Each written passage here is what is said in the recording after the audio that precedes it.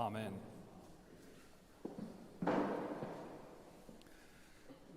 Cristnogaeth a Chymru, dewch nôl hefo mi i'r flwyddyn 300. Da chi'n filwr Rhufeinig, yn enedigol o'r hyn sydd heddiw yn Almaen, ond am y blynyddoedd dwytha, da chi wedi bod ar waith yma yng ngogledd orllewin Cymru, yn y gair Rhufeinig yn Segontiwm, y gair honno a enwyd ar ôl yr afon Seiont, y mae haber hi ar wylod y bryn, yn yr hyn sydd bellach yn dre Carnarfon. Segontiwm, eich cartref chi, ydy canolfan brysuraf fwyaf yr ymerodraeth Rhufeinig rhwng Defa Victrix, Caer heddiw yma, a Môr Iwerddon. Mae yna gair lai wedi sefydlu'n ddiweddar yng Nghaergybi i'ch helpu chi i amddiffyn yr arfordir yn erbyn y sbeilwyr a môr-ladron Gwyddelig, ond mae honno'n beth dinod o'i chymharu â Segontiwm ei hun. Ac felly dyma chi fan hyn ar ymyl bellaf y byd gwar. Eich prif dasg chi ydy amddiffyn y chwareli yng nghefn gwlad o'ch cwmpas chi wrth i lechu cambriaidd porffor gael ei cloddio a'i hallforio i doi'r byd Rhufeinig i'r dwyrain. Yn ei amser hamdden, mae'ch cydfilwyr chi yn cerdded y siwrna fer i'r gogledd o'r gair, i'r deml ddithraidd danddaearol y bu i'ch rhagfleinwyr chi i hadeiladu ganrif neu ddwy ynghynt, yno i arfel defodau cwlt Mithras efo'i gleddoedd sacramentaidd hi, a'i ffwyth offryma a berthol hi, a'i gweddiau hi dirgwaith y dydd i'r hael. Ond da chi wedi dechrau dilyn llwybr arall. Oherwydd ar eich teithiau chi, fe glwsoch chi hanesion am un Iesu Grist, y bugail da. Un a orchfagodd anga, un a addawodd rhywbeth am genach na gwybodaeth neu lwc dda yn y byd hwn. Un fi'n sôn am iachadwriaeth a bywyd tragwyddol, ac un sy'n fab i dad y goleuni, yr un a'r unig dduw. Dych chi wedi bod yn dysgu am y Crist hwn mewn grŵp bach o ffrindiau. A deied y lleuad llawn nesaf, a nyfroedd yr afon Seiont, fe fydd eich trochi chi yn y ffordd newydd hon yn gyflawn. Ond yn barod, da chi'n gweddio geiriau Crist y bugail da. Pater noster ydych pater eich pader chi. Yr hyn da chi'n ei ddeud i sibrwd wrth i chi feiddio anerch Duw y Tad fel o gwnaeth Crist y bugail da yn ei dro. Yn hafodiaeth Ladin yr ymerodraeth da chi'n ei gwasanaethu yn ogil nos yn Segontiwm, da chi'n gweddio gweddi'r arglwydd. Chi, un o'r Cristnogion cyntaf erioed i ddeud y geiriau hynny ar dir Cymru. Naid i'r flwyddyn 546. Milgwn, brenin Gwynedd da chi bellach. Ych hen daid chi, cynedd awledig, fi'n fuddigol yng nghanol yr anrhefn a ddilynodd gilio'r Rhufeiniaid o Gymru, a bellach hefo Ynys Môn yn gair naturiol i chi a mynyddoedd yr yrun amddiffynfa, chi sydd flaenllaw ymhlith disgynyddion cynedda sy'n rheoli'r rhan fwyaf o Gymru. Ers 120 o flynyddoedd bellach, da chi wedi bod yn cadw llygad ar deiniol, y dyn sanctaidd diffiant gwydyn hwnnw, a gododd ffens gollen ar lan yr afon Adda, ac a ddechreuodd adeiladu o'i mewn hi gymuned yn gweddio, yn gweithio ac yn addoli ar y cyd. Fe ddaeth na wir a gragedd sanctaidd eraill, o gymbelled a Llydaw a Sbaen i Fangor deiniol a'r Donar Môr, yn dwy'n hanesion am lefydd pell i ffwrdd lle oedd Duw deiniol yn cael ei addoli hefo mwy o sicrwydd ar hefeddod nac oedd yn bosib yn yr ynysoedd bregus hyn, lle mae'r glana gorllewinol yn unig yn lloches i Dduw deiniol rhag yr engl Sacsoniaid a'r llychlynwyr paganaidd sy'n rhemp i'r dwyrain. Dach chi ddim yn rhyw ddyn sanctaidd iawn eich hun. Pa frenin rhyfelgar all fod yn ddyn da yn y dyddiau cythryblus hyn? Ond fe all deiniol edrych arnoch chi, lygad yn llygad, fel na all neb arall. Iddo fo, dach chi'n cyffesu'ch pechoda. Trwy eiriau fo, y cewch chi fesur o heddwch ac addewidion bywyd tragwyddol.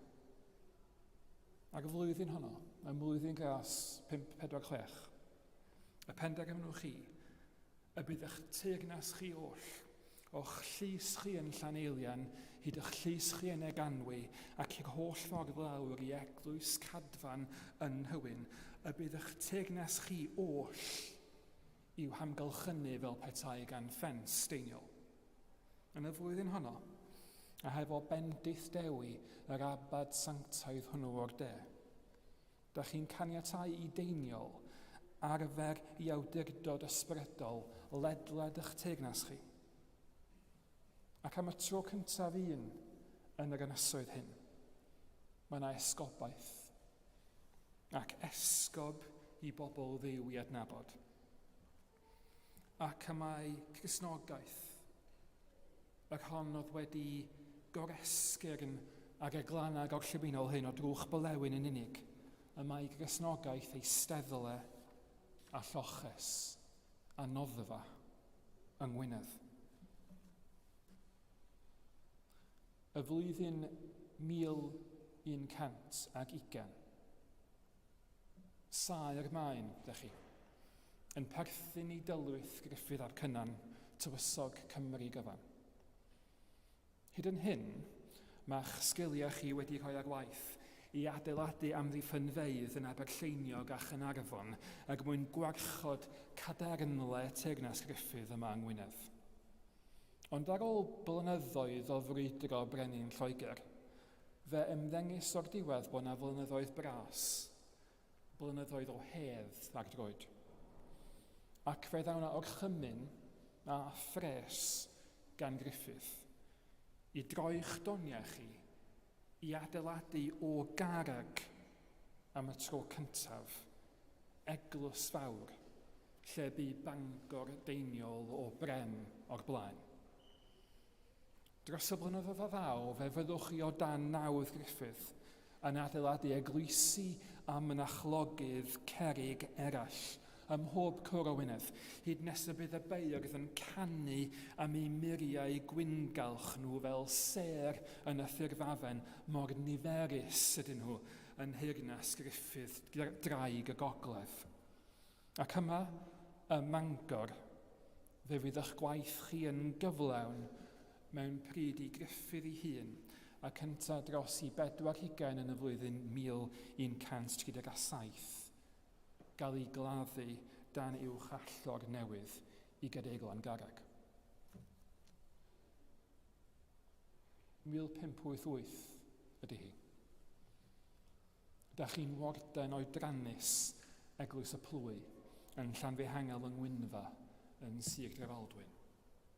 Yn ddyn ifanc yn ystod teyrnasiad yr hen frenin Tuduriaeth ar ei Wythfed, bu chi gladdu'ch rhieni chi yn y fynwent wrth i'r offeiriad laddargannu'r gwasanaeth yn Lladin. Erbyn i ddod yn amser i fedyddio'ch plant chi a mab Harry y brenin Edward ar yr orsedd, yn Saesneg y bedyddwyd nhw gan y ficar ifanc yn ôl defodag llyfr gweddi gyffredin newydd, a chitha'n deall llai ohono fo'n ar Lladin. Ond yr wythnos hon, mae yna lyfr newydd wedi cyrraedd. Clamp o Feibl mawr du. Yn Gymraeg, wrth gwrs, y bu chi wastad adrodd straeon am eni Iesu a'i ladd o a'i gyfodi fo wrth eich plant a'ch wirion chi ar eich glin. Ond y Sul yma, am y tro cyntaf o'r ddarllenfa yn yr eglwys, mi fydd Iesu ei hun o'r llyfr mawr du yn siarad Cymraeg. Am y tro cyntaf ein tad, medda fo. Naid arall i'r flwyddyn 1794. Ond da ni dal ym mhlwyf Llanfihangel yng Ngwynfa, ac tu allan i'r pentra yn ffermdy dolwar fach. A chenwch i Dian, merch 19 oed i John a Jane sy'n ffermio'r tir hwn yng nghefn gwlad bras Sir Drefaldwyn. Pryn mae'r gwasanaeth yn Eglwys y Pwy wedi newid ers i'r Beibl mawr du hwnnw gyrraedd 200 mlynedd yn ôl. Ac mi ewch chi yno ond o ddyletswydd pob Sul, yn adrodd y Magnificat yn Gymraeg ac yn gweddio gweddi'r arglwydd. Ond da chi wedi cael eich magu hefyd ar farddoniaeth a chanu gwerin Cymraeg. Ac eich addysg chi ar aelwyd fod yn gyfyngedig, mae wedi bod yn ddigon i roi meddwl ar dan o'ch mewn chi, a does na'm llawer yn yr eglwys ar y Sul sy'n cysylltu hefo enaid sionc merch ifanc y dyddiau newydd hyn.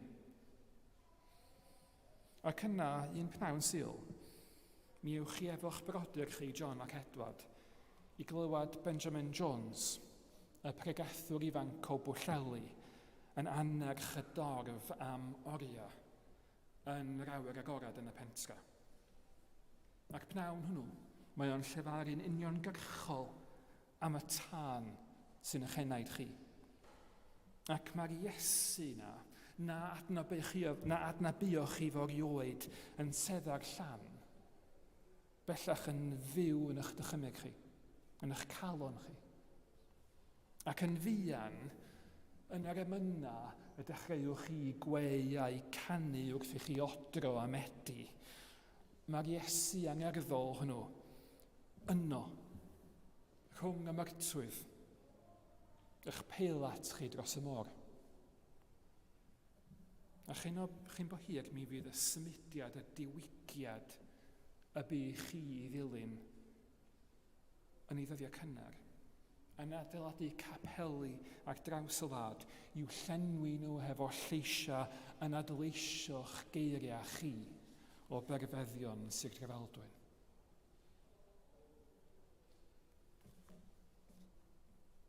Y flwyddyn 2023. Dach chi'n eistedd yng Nghadeigl Andeiniol Sant ym Mangor. A chitha'n etifedd y stori helaeth droellog honno am waith Cristnogaeth yng Nghymru. Crefydd a ddath yma hefo'r Rhufeiniaid wedi chosgodi yma gan y Seintiau Celtaidd, wedi hangori yma yn eglwysu carreg pob plwyf a llan, a feithrinwyd yma yn iaith Beibl William Morgan, ac oedd i'r Gymraeg i haith flynyddol ei hun yn ei thro. A fi ar dan yma, yn angerdd emosiynol, emyna a chanu cynulleidfaol y diwygiad, ac y teras, ac titafag nid yn oed. Yr holl hanes cysegredig hwnnw yn arwain yma, heddiw, atoch chi. Ac eto, o'i weld o'n wahanol, dos na ddim llinell unionsyth i'r stori honno. Ac nid stori ydy hi fel y byddai'r hau am i ni gredu'r dyddiau hyn am dwf ac yn adiriwiad a chwimp. Mae hi'n stori yn hanes sy'n debygach o lawar i'r wledd y mae Iesu'n sôn amdani yn yr Efengyl heddiw. Dro ar ôl tro dros fôr y canrifoedd. Fe fu 'na adega pan y clywed Iesu'n dweud, dos allan i'r rheolydd a'r strydoedd, i'r ffyrdd ac i'r cloddia, a mynd ganddynt hwydd ddod i mewn fel y llenwyr fy nhi. Dro ar ôl tro, A rwan hyn, gelwyr ar etifeddion y milwr Rhufeinig hwnnw, sef etifeddion hefyd i Deiniol a Griffith a William Morgan ac Anne Griffiths, fe'i gelwyr hwyf yn gelwyr ni i gerdded y rheolydd a'r strydoedd hynny, ac mwyn i'r blinedig a'r llesg, y di-wahoddedigion, glywad yn ei tafodiaeth a'i hacenion ni hunain, y geiriau hynny ein tad. A gwybod i'r ein oesol hwnnw fod yn berchan iddynt wytha hefyd.